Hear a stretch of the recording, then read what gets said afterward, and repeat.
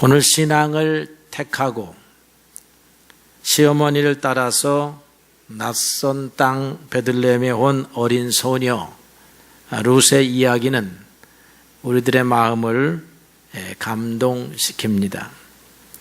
이런 감동을 주는 여인, 이런 감동을 주는 사람들은 마땅히 복을 받아야 합니다. 지난밤 아시안게임 결승에서 우승한 선수들이 우리에게 감동을 주어요. 그러니까 선물이, 나라로부터 선물이 있답니다.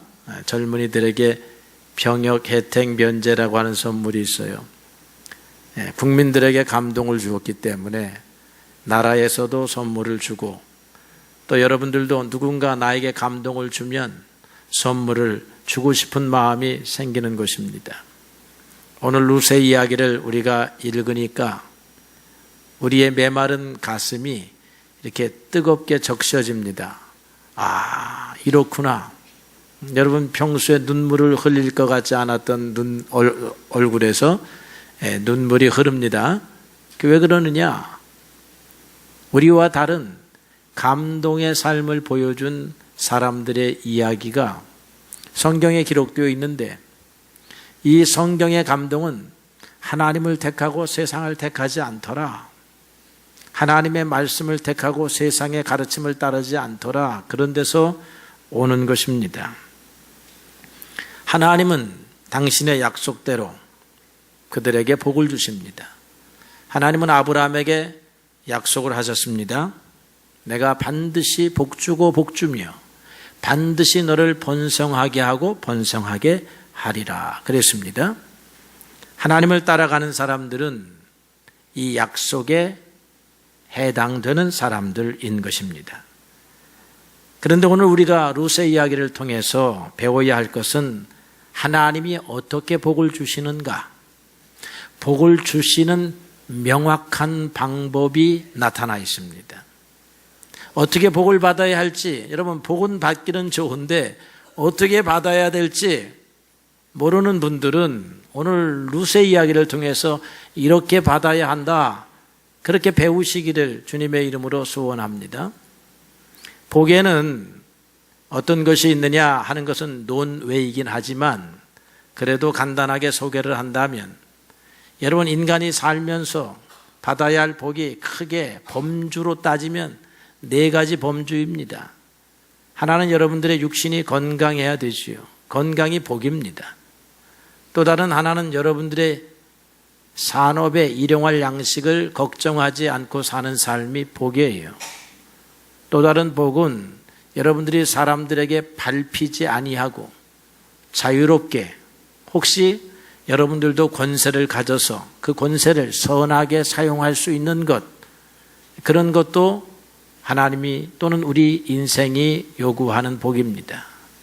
또 다른 하나의 복이 있다라고 하면 여러분들을 칭찬받으며 사는 거예요.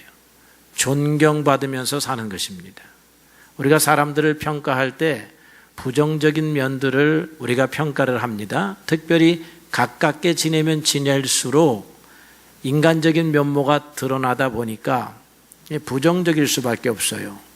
그런데 가까이 가면 갈수록 이 향기가 나는 사람들이 있어요. 이런 사람들이 되어야 사람들로부터 인정을 받고 존경을 받습니다. 그리고 우리는 존경받기를 원해요. 내가 다른 사람은 비록 욕할지라도 다른 사람이 나 없는 데서 나를 욕하는 것을 우리가 듣기가 어렵습니다. 우리는 내가 보지 않는 곳에서 칭찬받기를 원해요. 이게 영애의 복입니다. 이런 복을 가지려고 하면 참 비결이 참 많지만 오늘 복은 그런 것이다라는 거예요. 여기에 덧붙인다라고 하면 이런 복을, 건강하고 물질의 구애가 없고 낮은 자리에 서지 않고 높은 자리에 서고 그 다음에 사람들로부터 비난받지 않고 칭찬받는 이런 복을 후손까지 누리는 거, 우리의 자녀들도 우리의 손주들도 자손 3대, 4대, 1000대까지 이런 복을 누리자라고 하는 것이 하나님이 주시는 약속이고요. 이런 복을 이 땅에서만 누리지 말고 하나님 나라에 가는 그날까지 하나님의 나라에서, 그분의 나라에서도 누리자라고 하는 것이, 이게 영생의 복이요, 이것이 영적 복이요. 굳이 구분한다면 이 땅에서 살아가는 이 땅의 삶의 복이 있다라고 하면 하나님이 주시는 신령한 복이 있는데, 이 신령한 복도 다른 게 아닙니다. 오늘 우리가 이 땅에서 누리는 이 복이 영원까지 이어지는 게 이게 신령한 복이에요. 그런데 이 두 가지는, 세상의 복과 이 신령한 복은 어떤 때는 한 궤도로 같이 가다가도 어떤 때는 서로 비례하지 못해요. 그래서 세상의 복을 놓아야 신령한 복을 얻을 수가 있고, 신령한 복을 놓치면 세상의 복을 잃어버리는 경우도 있습니다. 그래서 이 긴장 관계를 우리가 하나님 안에서 지혜를 잘 얻어야 합니다.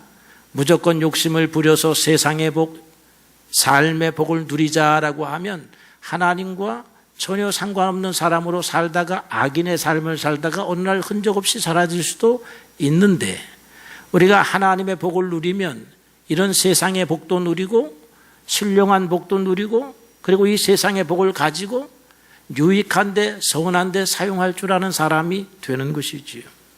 그래서 세상의 복과 신령한 복은 꼭 다른 것만은 아니다, 같이 가기도 한다라고 하는 것을 여러분들에게 소개하고 싶습니다. 어쨌든 오늘 룻의 이야기는 이 안에 세상의 복을 받는 여인, 세상의 복뿐만 아니라 하나님의 인정으로 영적인 복을 받는 여인의 모습이 그려져 있고, 어떤 사람에게 어떤 방식을 통해서 하나님이 이런 복을 주시는가 하는 것이 나타나 있으니까 오늘 여러분들이 이 룻기를 주시하시기를 바랍니다. 제 설명으로 충분하지 아니하면 가서 룻기를 읽는 겁니다. 4장밖에 되지 않아요. 한 번 읽고, 두 번 읽고, 오늘 읽고, 내일 읽고, 그냥 읽고, 기도하면서 읽고, 하나님이 깨닫게 해주기를 원하는 마음으로 읽고, 또 여러분들은 심성이 온유하고 선하셔서 읽기만 하면 복을 받아요. 하나님의 말씀은 살았고 운동력이 있어서 읽기만 하면 복을 받는 거예요. 그 말씀이 우리를 감동시키고 우리를 변화시키고 우리의 예전의 삶을 새롭게 해서 하나님을 따라가게 함으로 복을 받는 것입니다. 그 첫 번째 복을 받는 방법이 어떻게 되었느냐 하면 우연히 시작된다는 거예요. 우연히. 양식을 얻을 다른 방법이 없었던 이 룻이 이삭을 주우러 밭으로 갑니다. 밭에 가면, 추수 때의 밭에 가면 이 밭을 소유한 사람들이 하나님의 명령을 듣고 밭 가장자리를 베지를 않아요. 낫으로. 그리고 낫으로 베다가 떨어진 이삭은 그냥 죽지를 않습니다. 왜냐? 그것은 나그네를 위한 양식이다 이거야. 가난한 자를 위한 양식입니다. 그래서 대부분의 유대인들은, 밭을 소유한 사람들은 남겨야 돼요. 이게 하나님의 명령입니다. 욕심이 많은 사람은 조금 덜 남기겠지. 대부분은 남긴다 이 말이에요. 그래서 룻이 그러한 풍습을 알고 바구니를 들고 수건을 쓰고 나가겠다는 거예요. 이 나가야 할 사람이 누구냐면 나오미입니다. 왜냐하면 유대 풍습도 잘 알고 주변 인근 사람, 마을 사람들과 유대 관계도 있고, 그런데 오늘 보니까 룻이 나가는 거예요. 2절에 보니까 룻이 시어머니 나오미에게 허락을 요청하고 있습니다. 룻이 나오미에게 이르되 원합니다. 어머니, 내가 밭으로 나갈 수 있게 해주세요. 내가 밭으로 나가서 낫을 베는 사람 뒤를 따라가 어느 밭에 이르면 그 밭의 주인 청지기에게 말하여 나에게 자비를 베풀어 주소서 하고 요청하고 거기 가서 죽겠다라고 하는 것입니다. 그런데 오늘 성경 말씀 3절에 보니까 우연히 보아스의 집에 이르더라 라고 말하고 있어요. 갔는데 어느 곳에 갔느냐 했더니 보아스의 집에 갔는데, 이 보아스는 룻기의 또 다른 주인공이에요. 하나님이 그를 통하여서 하여야 할 일이 있는 그런 사람이에요. 그래서 이것을 우리가 읽으면서 드라마로 형상해 보면, 이야, 만날 만한 사람을 어떻게 저렇게 만났나, 도움을 받을 사람을 그렇게 딱 만난 거예요. 그리고 4절에 보니까 마침 보아스도 그 밭에 나왔다는 것입니다. 이 보아스는 어찌 보면 다음 날 나올 수도 있고, 아니면 지금 이 시간에 다른 밭, 여러 밭이 있어서 다른 밭으로 갈 수도 있는데, 룻은 베는 자를 따라 딱 이르러 보아스의 밭에 가게 되고, 보아스는 그날따라 이상하게 마음이, 야, 저 밭으로 한번 가봐야 되겠다 하고 갔더니 거기서 보아스와 룻이 만나게 되었다는 거죠. 우연이죠. 계획한 것이 아니니까 우연입니다. 치밀하게 생각한 것이 아니니까 우연입니다.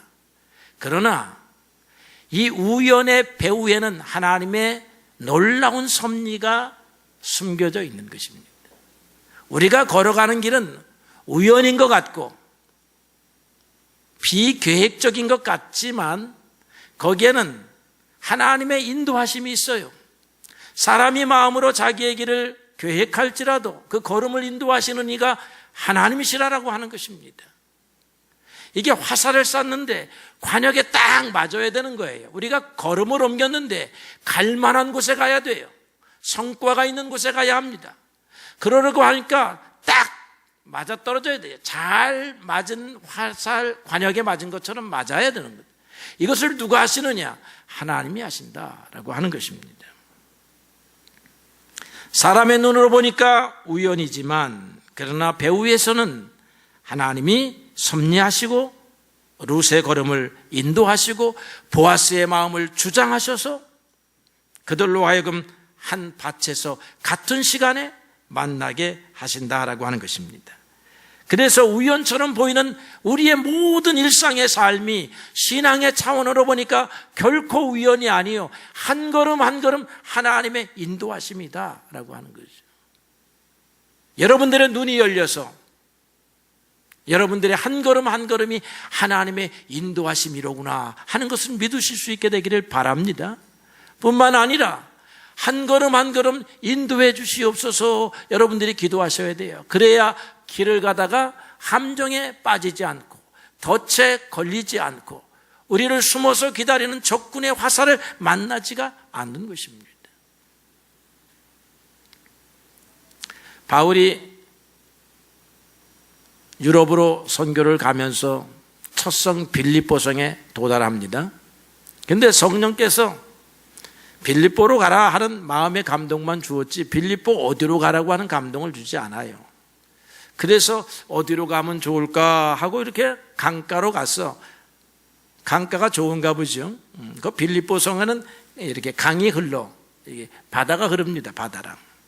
제가 이번에 휴가를 좀 갔다 오면서 이렇게 쫙 바다 쪽을 이렇게 돌아보았습니다. 바다. 이 바다가 이 경치가 좋잖아요. 바닷가에 잘 차려진 카페에서 맛있게 끓여낸 커피를 한 잔 먹으면 그가 육신의 쉼으로는 최고입니다. 영적인 쉼은 이렇게 잘 차려진 교회에서 하나님의 말씀을 듣는 게 영적인 쉼이에요. 그러나 육적인 쉼도 필요하고 영적인 쉼도 필요한 거죠.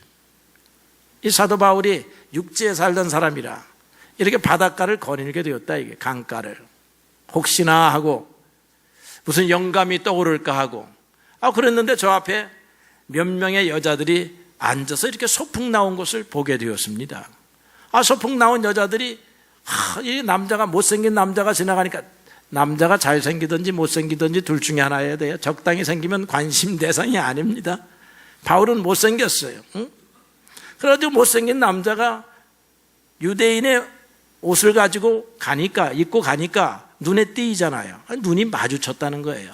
눈이 마주치는 순간 하나님의 성령의 강한 감동을 받아서 바울이 거기에서 하나님 말씀을 전합니다. 여보시오 여인들이요 내가 당신들에게 하늘에 계신 하나님에 관해서 말씀을 전하겠소이다 라고 말했을 거다 이 말이죠. 그러니까 여자들이 그렇지 않아도 재미있는 일을 구경하고 기다리고 있던 여자들이 그런 남자가 나오니까 가만히 기다려줬지요. 복음을 전하는 데는 5분이면 됩니다. 5분을 전했더니 그 5분 안에 루디아의 마음이 확 열려서 예수님을 믿게 되더라 이거야. 그러고는 이제 어디로 갈까? 다 전했어요. 발걸음을 옮기는데 루디아가 쫓아오는 거예요. 선생님, 우리 집으로 가십시다. 이렇게 해서 이 유럽 대륙의 복음이 시작이 됩니다. 우연이죠. 우연한 발걸음인데 루디아와 바울의 만남이 우연한 것 같지만 하나님의 섭니다 이거죠. 만나게 했습니다. 하나님. 브리스길라와 아굴라라고 하는 바울의 제자들도 원래는 천막을 짓는 사람이었어요. 그래서 저 터키 소아시아 북부 지역 본도라고 하는 곳에서 살다가 장사를 해가지고 성공해볼까 해가지고 로마로 갑니다. 거기에서 자리를 잘 잡아가지고 큰 비즈니스를 하게 되었는데 갑자기 유대인들을 미워한 로마 사람들이 쫓아내요. 그래서 황제의 명령이 나가지고 다 로마에서 나가라, 평양에서 나가라. 그러니까 있는 재산 다 내려놓고 고린도라고 하는 곳에서 오는데 고린도에 마침 바울이 와 있어요. 그런데 바울이 또 이 동역자가 없고 물질로 서포트해 주는 사람이 없으니까 천막을 지었는데 여기 보니까 고린도 천막집 그런 간판이 보이는 거야. 그래서 거기 들어가서 여보시오 나도 좀 기술이 있는데 나도 천막을 지으면서 좀 먹고 살 수 없겠어? 라고 물었는데 거기에서 이 브리스길라와 아굴라가 위대한 사도 바울을 알아보는 거야. 그래서 그곳에서 함께 기거하면서 복음을 전하게 되었다라고 하는 거죠. 사도행전 18장에 나오는 이야기입니다. 짧은 한 구절에 나왔지만 제가 길게 설명했습니다. 우연이 아니라는 거예요. 우연처럼 보이지만 하나님의 인도는 결코 우연이 아니에요. 여러분의 걸음걸음은 결코 우연이 없습니다. 하나님이 인도하십니다. 그래서 여러분들이 오늘도 주변을 살펴봐야 돼요. 눈을 이리 굴리고 저리 굴려봐야 돼. 여러분의 육신의 눈을 굴리지 말고 마음의 눈, 신앙의 눈을 굴려봐. 하나님이 이 일을 통하여 나를 어떻게 인도하실까 하는 것을 여러분들이 기대하셔야 된다라고 하는 것입니다. 그러므로 하나님을 믿는 사람들은 주어진 형편, 서 있는 위치에서 최선을 다하는 거예요. 그러면 하나님이 걸음을 인도하십니다. 주어진 형편을 무시하고 건너뛰려고 한다? 하나님의 인도를 받을 수가 없습니다. 주어진 길이 울퉁불퉁한 길이에요. 그 울퉁불퉁한 길에서 하나님이 인도하시는 발걸음이 있는데 그거를 벗어나겠다고 뒤로 돌아서면 하나님의 인도를 받지 못합니다. 있는 곳에서 내가 하는 일이, 내가 가야 할 길이 돌아가야 하는 길이요, 울퉁불퉁한 길이요, 바위길이요, 돌짝길이라 할지라도 하나님이 인도하신다라고 걷는 겁니다. 그러면 딛고 일어서게 하신다 이 말이에요. 그 울퉁불퉁한 길을 딛고 일어서게 하고 그 울퉁불퉁한 길 끝에 하나님이 만나시는 그런 은혜가 있다는 것입니다.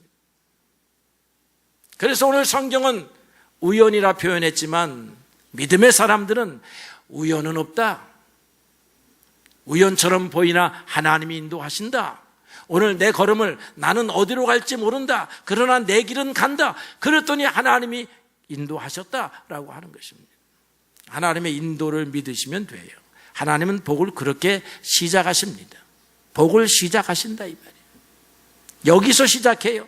다른 곳에서 시작하지 않습니다. 여러분들의 서 있는 위치에서 시작하신다 이 말이죠. 두 번째로 우리가 생각해 볼 것은 복은 아주 작게 시작한다. 지진이나 태풍이 시작할 때 아주 작게 시작하는 것처럼 말이죠. 큰 눈덩어리가 조그만한 뭉치에서 굴러서 시작하는 것처럼 복은 작게 시작된다. 하나님은 당신의 계명을 따라가는 사람들에게 반드시 복을 주시는 분인데 이 복을 어느 날 갑자기 주는 분이 아니다 이 말이에요. 집을 지을 때에 갑자기 그냥 집 나와라 뚝딱 해서 집이 만들어지는 것이 아니라 바닥을 고르고 벽돌을 쌓고 기둥을 세우고 문짝을 만들고 지붕을 씌우고 안에 들어가서 인테리어를 해가지고 집을 만들어 가듯이 우리가 복을 쌓아가는 것이다 이 말이죠. 아브라함은 복을 받았지만 오래 기다려야 됐다라고 성경이 기록하고 있습니다. 룻이 오늘 하나님 앞에 기도하고 나아가는데 어떻게 기도하냐면 하나님 오늘 내 신랑감을 주시옵소서 이렇게 기도하고 가는 게 아니에요. 오늘 룻은 하나님 오늘도 길거리에 나섭니다. 내 모르는 길에 나섭니다. 내가 오늘 이 바구니에 이삭을 채워올 수 있도록 도와주시옵소서 이렇게 시작합니다. 여러분 기도를 여기서부터 시작하세요. 꿈은 크게 꾸고 좋지만 갑자기 내가 장군이 되고 대통령이 되는 거 아닙니다. 분수에 지나친 기대, 내 현재 형편을 넘어서는 소망 이런 걸 품지 않아요. 충성된 사람들은 복이 많아도 속히 부하고자 하는 자는 형벌을 면치 못한다라고 잠언 28장에 기록했습니다. 복을 받을 사람은 지금 현재에 충실하는 거예요. 그런데 속히 부하고자 속히 존귀하게 되려고 속히 성공하려고 하다 보니까 어떻게 돼요? 실수하게 되고 악과 손잡게 되고 잘못 길을 가다가 넘어지더라라고 하는 것입니다. 하나님이 그랬더니 룻을 돕습니다. 어떻게 도와요? 좋은 청지기를 만나게 하는 거예요. 룻이 가서 어르신 나로 이 밭에서 오늘 이삭을 죽게 해주세요 라고 부탁을 했더니 이미 하나님께서 이 청지기가 룻이 누구인지를 묻지 않고도 알았다 이 말이죠. 아마 조그마한 동네니까 알았던 것 같아요. 온 동네에 소문이 나지 않았어요? 망한 시어머니 따라서 모압 소녀가 따라왔다. 무슨 소망을 가지고 왔을까? 하나님을 믿고 왔단다 라고 해서 사람들이 은혜를 받고 그 소녀가 누구일까라고 하는데 생김새가 좀 다르겠잖아요. 다르게 못 보던 여자가 왔습니다. 그러니까 청지기가 알아봤어요. 그대가 나오미를 따라서 온 모압의 소녀인가요? 그렇습니다. 마음 놓고 주소요. 마음 주소야지. 그렇게 선대를 합니다. 그래서 주술 수 있게 되었어요. 주술 수 있게 되었는데 여기에서 스토리를 좀 더 각색을 하다 보니까 주스러 온 사람이 한두 사람이 아니고 10명 되는 것 같아요. 밭에서 가난한 사람들이 10명이 주스러 왔는데 그 여자들은 이 룻을 보고 도와주는 여자들이 아니에요. 경쟁자들입니다.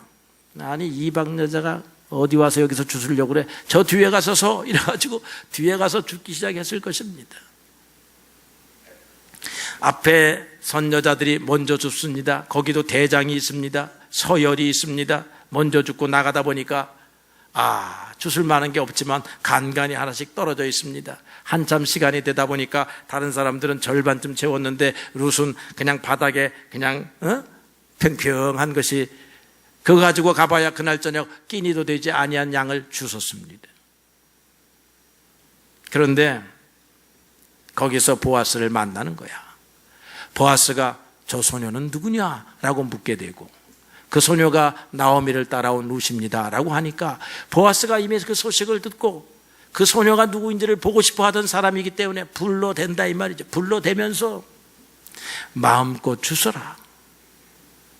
이 여자가 죽는데 방해를 놓지 말아라. 그렇게 명령을 해요. 그래서 룻은 그날 기도의 제목대로 바구니를 가득 채우게 되었어요. 하나님이 바구니를 채워주십니다. 그리고는 보아스에게 사랑을 받게 하고 점심 식사에 초청을 합니다. 주인이 펼쳐놓은 점심 식사에 어디 감히 일꾼들도 와서 먹지 못할 텐데 이삭을 줍는 비천한 여인들이 오겠습니까? 그런데 저 소녀를 데리고 오라는 거예요. 데리고 와서 점심을 먹이고 물도 마음대로 먹을 수 있게 해주고 일하는데 모든 편의를 봐주더라라고 하는 것입니다. 그래서 기대보다 많은 곡식을 가지고 돌아올 수 있게 되었으니 이제 어떻게 되었습니까? 복의 문이 삐그덕 하면서 열리기 시작하는 것입니다. 복의 대로의 입구에 서기 시작을 한 것입니다. 복의 대로는 아직 달리지 않지만 고속도로 입구에 톨게이트를 지나서 달리기 준비를 하고 있는 거다 이 말이에요. 그렇게 안 열릴 것 같던 이 그 복에 삐그덕거리면서 열리더니 어느 순간 활짝 열리게 될 것이다 이 말이죠. 복이 시작되었습니다. 하나님이 룻을 향하여 열어놓으신 이 복의 문은 결코 누구도 닫을 수가 없을 것입니다. 계시록 3장 8절에 볼지어다 내가 내 앞에 열린 문을 두었으니 능히 닫을 사람이 없으리라. 왜냐? 빌라델피아 교회에게 말했는데 왜냐? 내가 작은 믿음을 가지고 작은 능력을 가지고도 내 말을 지키었다. 그렇기 때문에 열린 문을 주었다는 것입니다. 룻은 작은 소녀요, 작은 능력을 가진 여인이었지만 그 작은 능력을 가지고 하나님이라고 하는 큰 줄기를 붙잡으니까 하나님께서 그것 때문에 문을 여셨다는 것입니다. 복의 문을 여셨다는 거죠. 세상 사람들이 복을 받으려고 무당에 기도하고 정한수 떠놓기도 하고 산자락 밑에 가서 기도도 하고 기도처도 가지만 여러분 그것은 자기와는 전혀 관계없는 거예요. 하나님은 어떤 사람에게 복을 무조건 비는 사람? 아니에요. 오늘 이 룻처럼 하나님을 신뢰하는 사람, 하나님을 의지하는 사람에게 그리고 그 길을 가는 사람에게 복을 주시는 것이다 이 말이죠. 요셉의 복이요 보디발의 집에서 시작되지 바오로의 궁정에서 시작되는 게 아닙니다.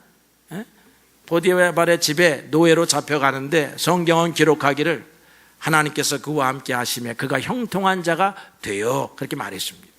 노예가 형통하고 노예가 복을 받았고 그랬다는 거야. 그러면 어떻게 이해를 해야 돼요? 하나님이 이제 출발선상에서 복의 출발선상에 서게 하는데 거기서 시작한다는 거예요. 그러니까 여러분 은혜 아닙니까? 우리는 지금 복을 받지 못해서 어디로 가야 복을 받을까 하는데 하나님이 이미 여러분들을 출발선상에 세우시고 어떻게 해요? 걸어가게 하시고 계시다는 거예요. 다윗이 어디서 복을 받습니까? 들판에서 양 치우면서 복을 받는 거예요. 하나님이 그 양 키우는 다윗에게 눈을 두고 있다 이 말이죠.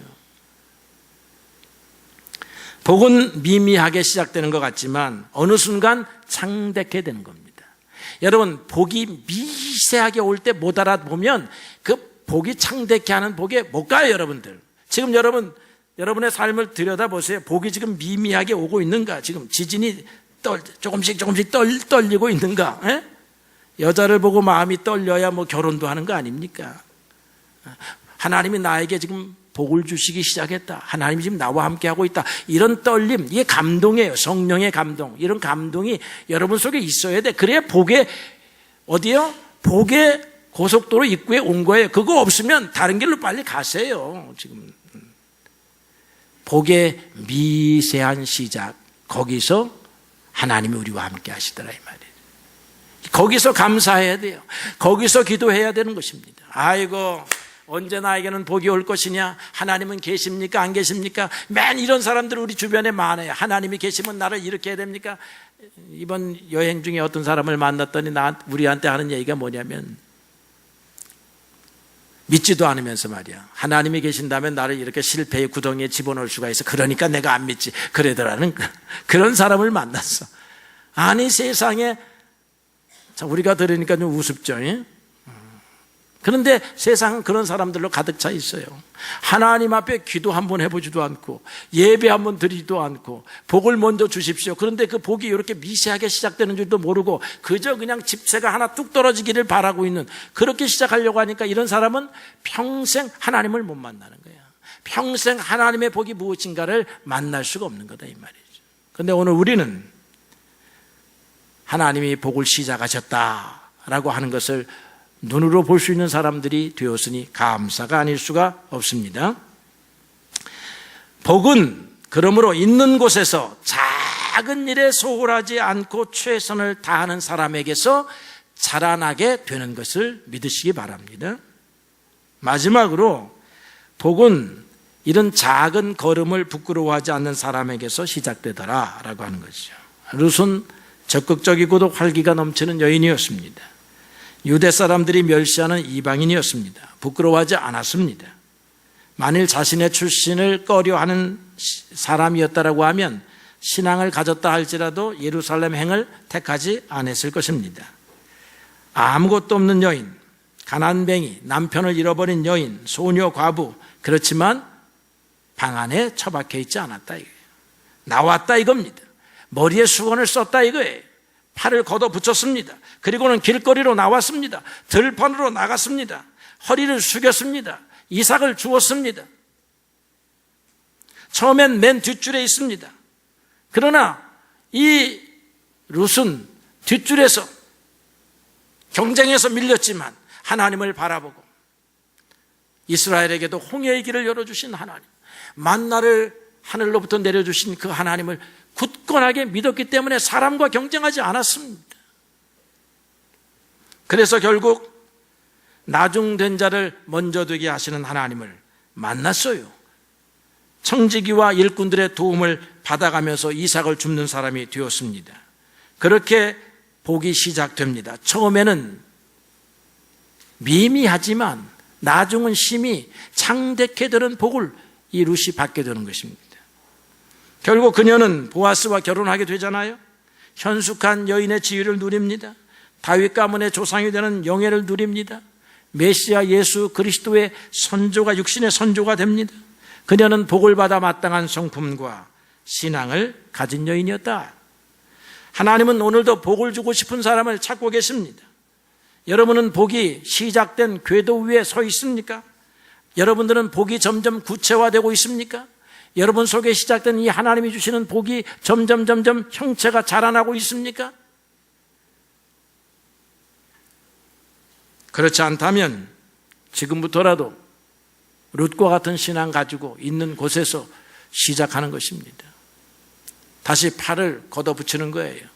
사업을 크게 하다 실패했으면 은행에 가서 큰 돈을 빌려서 사업하려고 하지 말고 다시 빗자루 들고 노예살이 하면서 한 걸음 한 걸음 딛고 나가는 것입니다. 그리고 하나님의 도움을 받는 거예요. 그래야 그런 사람이 사업 자금도 받는 거고 은행에 가서 신용도 얻는 것입니다.